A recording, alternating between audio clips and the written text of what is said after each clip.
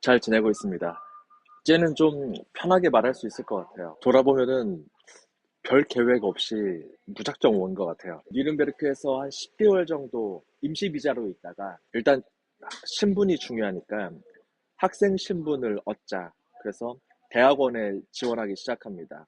전국에 있는 신문, 방송, 저널리즘, 커뮤니케이션 쪽에 모든 대학원에 다 지원을 했어요. 그러고 나서 합격 통지를 받은 게 브레멘 대학교, 함부르크 대학교, 그리고 본 대학교 이렇게 세 군데였습니다. 그 중에서 이제 함부르크 대학교가 이 저널리즘 쪽으로는 그래도 저명한 학교였어요.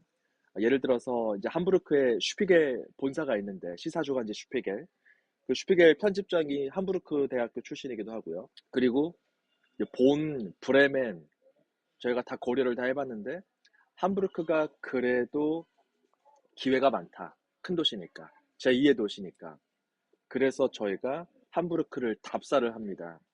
차를 하나 렌트해서 아이들과 함께 일종의 땅밟기를 한 거죠. 차를 타고서 쭉 돌아보고, 아, 여긴 이런 곳이 있구나, 저기는 저런 곳이 있구나.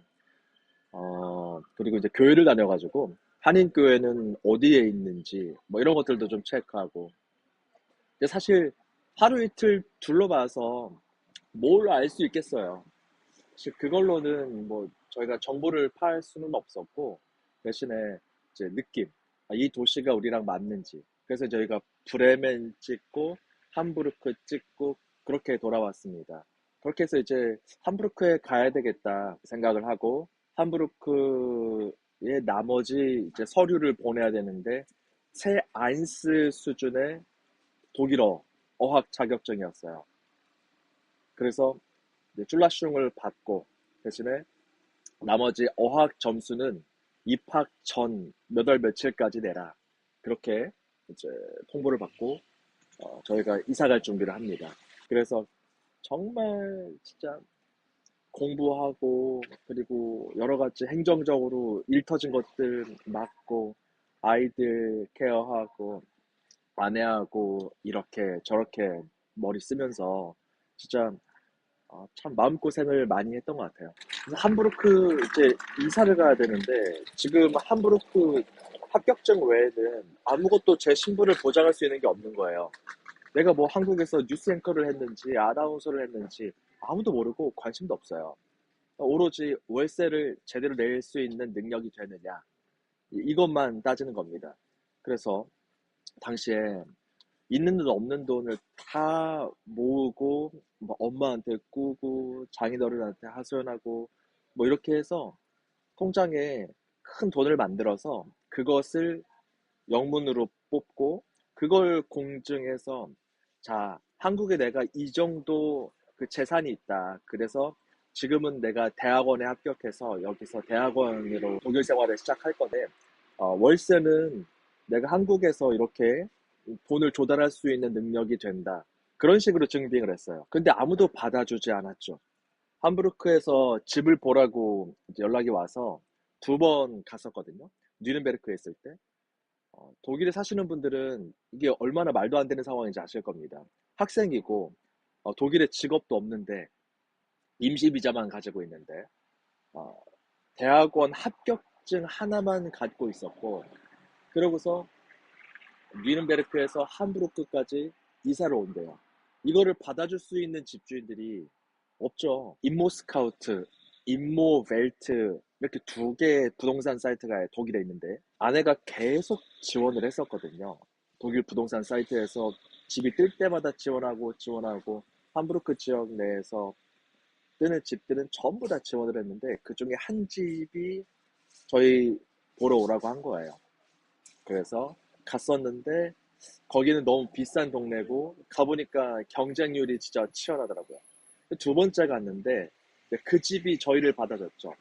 왜냐하면 그분들은 10개월 동안 집을 비울 건데 그 10개월 동안 집을 사용할 사람들을 찾고 있었던 거예요. 유럽 전체를 캠핑카를 개조해서 아이 둘을 데리고 그 유럽 전체 여행을 떠날 계획이었던 겁니다. 특히 그 둘째 같은 경우는 막 태어난 지 한 열흘 된 말 그대로 신생아를 데리고 유럽 여행을 떠난 거예요. 코로나 팬데믹 시기에. 더 럭키했던 거는 그 아내분의 어머니가 한국 분이었어요. 아버지가 독일 분이었고. 그러다 보니까 한국 사람에 대한 기본적인 지식과 호감이 있었던 거죠. 그리고 믿음도 있었고. 제가 한국에서 이제 YTN 뉴스 앵커를 했었다. 부산 MBC 아나운서를 했었다. 이런 내용까지 이렇게 다 넣어서 집집마다 지원서를 넣었거든요. 근데 그나마 그걸 알아보신 분이 그분이었던 거고, 막상 가서 또 만나서 이 이야기를 나눠보니까 그분들도 저희를 좋아하시고, 저희는 뭐 완전히 절박한 상황이었고, 그분들이 저희를 10개월 동안 받아주는 조건으로, 그래서 이중 그 월세 계약을 맺고 저희가 올라온 거죠. 그런데 함부르크로 이사 오는 그때까지도 여전히 해결되지 않은 문제가 하나 있었어요. 제 아인스 어학 자격증이 없었던 거예요. 합격을 계속 못하고 있었어요. 네 번째였고, 네 번째 시험을 만하임에서 봤어요.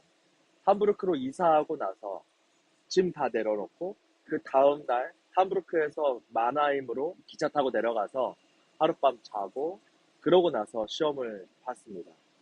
거기도 시험이 떨어졌어요. 점수가 다 좋았는데, 논술 점수가 빵점이 나온 거예요. 네 논리는 말이 안 된다. 템플릿만 외워서 그 내용만 채워 넣는 식으로 공부하다 보니까 내용이 너무 또 안 맞으면 인정을 안 해주더라고요. 그래서 진짜 함부르크 대학교 어학 자격증을 내야 되는 그 시점은 다가오고 있는데 전국에서 시험을 칠 수 있는 곳이 거의 없는 거예요. 그리고 시험 결과도 거의 한 달 뒤에 나오니까 야 이거 그 기한을 넘길 수도 있겠다. 진짜 촉박한 상황이었죠. 그 중에 함부르크의 한 어학원에서 시험이 떴는데 거기밖에 기회가 없었어요.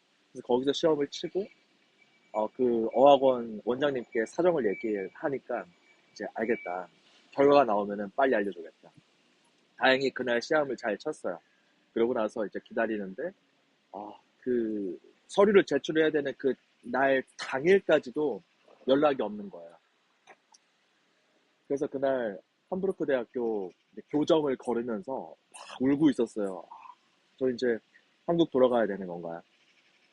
이제 학생 신분도 시작을 못 하겠구나. 학생 비자를 못 받겠구나. 그렇게 이제 낙담하고 있었는데 아내한테 전화가 온 거예요. 여보, 이메일에 뭔가 온 것 같아.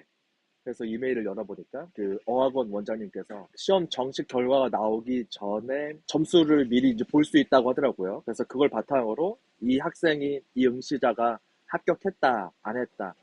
그거를 그 컨퍼메이션을 해줄 수가 있더라고요. 그래서 그 자기 사인까지 넣어서 이 사람은 아직 정식 그 성적표가 나오기 전이지만 점수가 합격을 했기 때문에 이 사람은 합격자로 할 수 있다, 인정된다. 그렇게 적어서 그 서류를 저한테 보낸 겁니다. 그래서 그날 바로 접수 마지막 날에 그 서류를 내고 이제 펑펑 울었죠. 그렇게 이제 학기를 시작했는데 아, 또 이제 코로나 때니까 현장에서 뭐 입학식 하는 것도 아니고 다 온라인이었어요. 여기서 이제 그 과목 신청하는 것부터 해서 학사 일정 진행하는 것들 모든 게 다 생소하니까 어디 물어볼 데도 없고 그때는 뭐 챗 GPT도 없고 그럴 때니까 너무 막막하고 너무 힘들었어요. 어떻게 꾸역꾸역 전공 과목들을 이수해 나가고 있었는데 일단 수입이 없잖아요. 고정적인 수입이 없었기 때문에 이제 돈을 계속 까먹고 있는 상황이었어요. 어느 날 아내가 그러는 거예요. 여보, 우리 이제 이대로 가면은 내년 5월에서 6월쯤이면은 돈 다 쓴다. 우리 돈 벌어야 된다. 유로를 벌어야 된다. 망치로 머리를 팍 맞은 것 같더라고요. 그래서 그때부터는 이제 구직 준비를 했죠. 한 3개월 동안 각 잡고 내가 지원할 수 있는 회사, 나의 장점, 나의 약점, 나의 기회 요인, 나의 위기 요인 이걸 다 따져서 가장 승률이 높은 곳들을 좀 지원을 했고 3개월 만에 지금 다니고 있는 비즈니스 데이터 플랫폼 스태티스타라는 회사에 합격을 하게 됐습니다. 그러고 나서 이제 몇 번의 이사를 거치고 뉴스레드 영상을 좀 더 올리다가 지금까지 오게 된 거죠.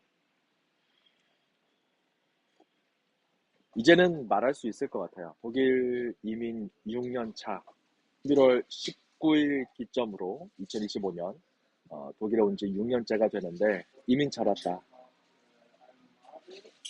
이민 잘 왔다. 아이들도 독일 생활에 계속 적응하고 좋은 친구들 많이 만나고 좋은 선생님 만나고 얼마나 감사한지 모릅니다.